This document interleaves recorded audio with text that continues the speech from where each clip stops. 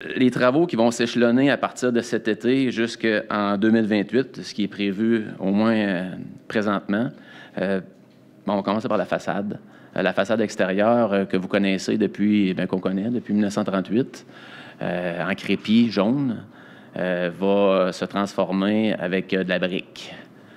Donc, on peut penser au mythique Fenway Park à Boston. Ça va être tout simplement magnifique. J'ai aussi des échantillons.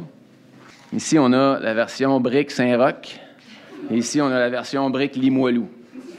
Donc, le maire et moi étant natifs de Limoilou, on a déjà un petit penchant d'un côté. Si vous êtes familier avec le stade, si je vous dis les bancs d'église, profitez-en parce qu'il n'y en aura plus des bancs d'église.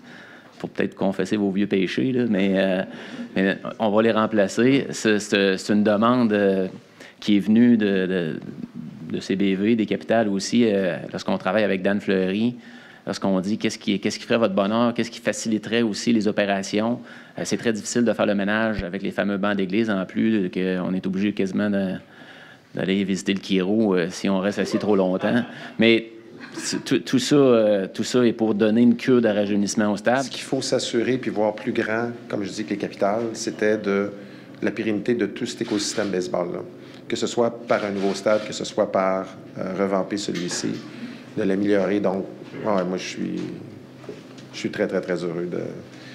Évidemment, je veux dire, je pourrais m'en venir de chez nous à ici, les yeux fermés, parce que ça fait 25 ans que je fais la même route, fait que d'être toujours à la même place, c'est parfait.